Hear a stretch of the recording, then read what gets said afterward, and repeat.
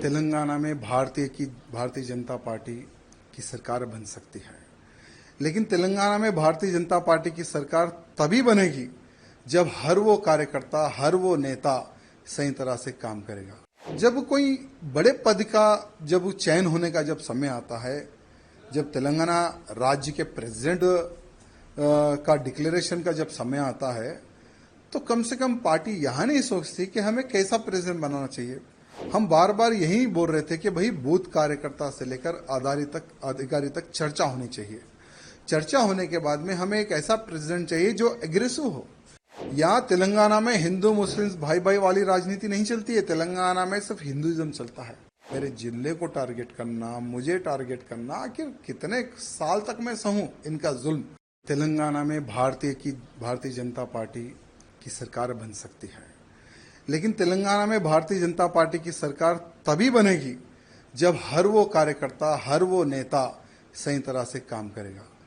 आज booth level में हर वो कार्यकर्ता पूरी जान लगाकर भारतीय जनता पार्टी के समर्थन में वोट दिलवा रहा है, कार्य कर रहा है।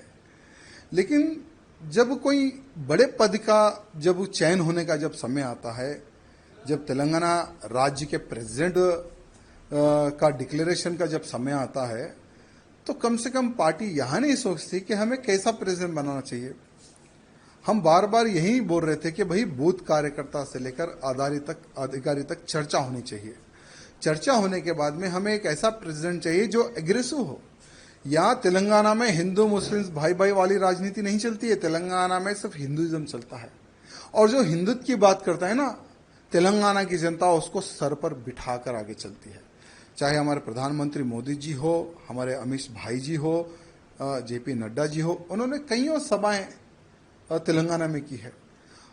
हर सभा में हजारों की संख्या में, लाखों की संख्या में उनकी सभाओं में कार्यकर्ता आते हैं यहां सुनने के लिए कि देश, धर्म, समाज के लिए आज भारतीय जनता पार्टी क्या कर रही है और क्या करेगी। वहां संदेश सुनने के लिए सभी कार्यकर्ता आते हैं।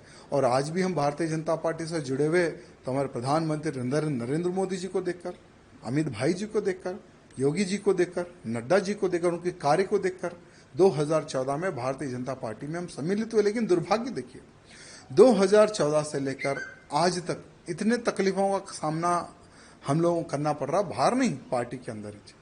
मेरे कॉन्स्टिट्यूंसी को टारगेट करना, मेरे जिले को टारगेट करना, मुझे टारगेट करना, आखिर कितने साल तक मैं सहूं इनका जुल्म। आज देखिए, जब पार्टी प्रेसिडेंट के नॉमिनेशन का आप जो सो नोटिफिकेशन आप डिक्लेयर करते हैं, जब हम जाते हैं भाई हम भी प्रेसिडेंट के लिए हम पूछना चाहते हैं, तो लगभग जो 10 लोगों का जो साइन चाहिए वो 10 के 10 लोगों को डरा के भगा देते हैं। यानी ऑलरेडी ये लोग जो डिसाइड कर लिए उसको हम प्रेसिडेंट बनाएंगे, ऐसा ये लोग डिसाइड कर लिए।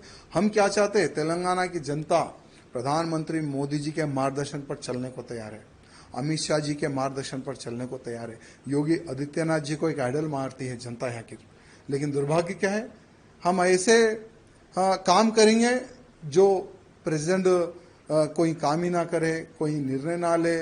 हम जो बोले प्रेसिडेंट वही काम करेगा, उठो बोलो तो उठो, बैठो बैठो बैठो, ऐसा ही प्रेसिडेंट का अगर आप चयन करेंगे तो कोई कार्यकर्ता पार्टी में काम नहीं करेगा। हमारा भी दम घुट रहा है, इसलिए हमने राम राम किया है आज पार्टी को। लेकिन एक बात है, भले हम बीजेपी पार्टी में रहो या ना रहो, लेकिन मोदी जी के, योगी जी के, अमित भाई जी के हम कट्टर समर्थक रहेंगे। और बिना पार्टी में रहे हम मोदी जी के कार्यों को, अमित शाह जी के कार्यों को, योगी जी के कार्यों का हम प्रचार करते रहेंगे, भले हम पार्टी में रहो या ना रहो। ये कार्यकर्ताओं की डिमांड है। कई महीनों से कार्यकर्ता कैसा प्रेसिडेंट चाह रहे थे जो हिंदूवादी हो, जो हिंदुत्व की बात करे, जो हमारे कार्यकर्ताओं की सुने। आज लव जिहाद बड़े पैमाने पर हो रहा है तेलंगाना में, गौ हत्याएं बड़े पैमाने पर हुई है तेलंगाना में, लैंड जिहाद बड़े पैमाने पर हो रहा है तेलंगाना में। भाई उसको रोकने के लिए कौन रोकेगा? लोग बोलते कि भारतीय जनता पार्टी के अलावा कोई नहीं रोक सकेगा। भारतीय जनता पार्टी की सरकार आएगी तो ही तेलंगाना का हिंदू सुरक्षित रहेगा। लेकिन भारतीय जनता पार्टी की सरकार कैसे आएगी? क्योंकि कुछ जो लोग हैं ना, जो एक नाग की तरह पार्टी को घेर कर बैठे हैं, कुछ लोग।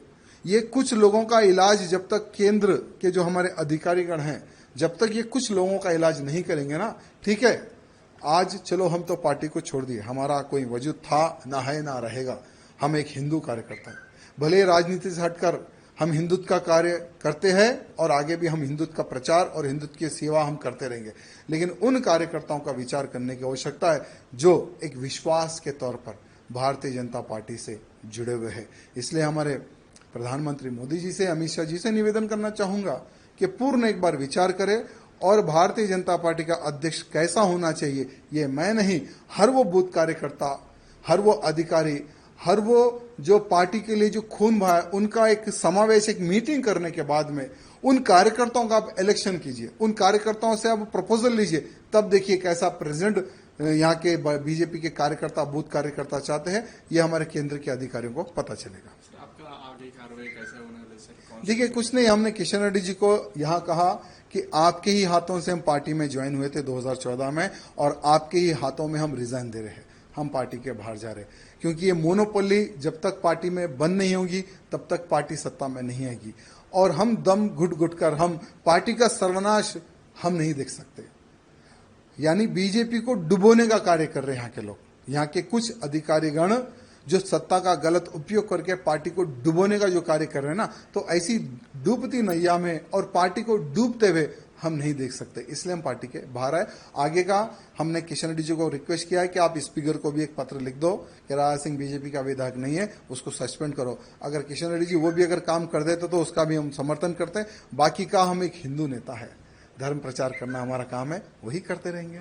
सर आप इतने साल से पार्टी में रहे, 3 बार आपने बीजेपी में जीते और आपकी और पार्टी वर्कर्स को क्या बोलना चाह रहे सर? मेरे पार्टी के कार्यकर्ताओं से यही निवेदन करना चाहूंगा, ठीक है ये मेरा व्यक्तिगत निर्णय था, क्योंकि हर इंसान कुछ सालों तक जुल्म सह सकता है, लेकिन कंटिन्यू जुल्म सह उतनी शक्ति मेरे पास नहीं है। लेकिन आप लोग पार्टी में रहिए, पार्टी की सेवा करते रहिए, आज नहीं तो कल आपके अच्छे दिन आएंगे।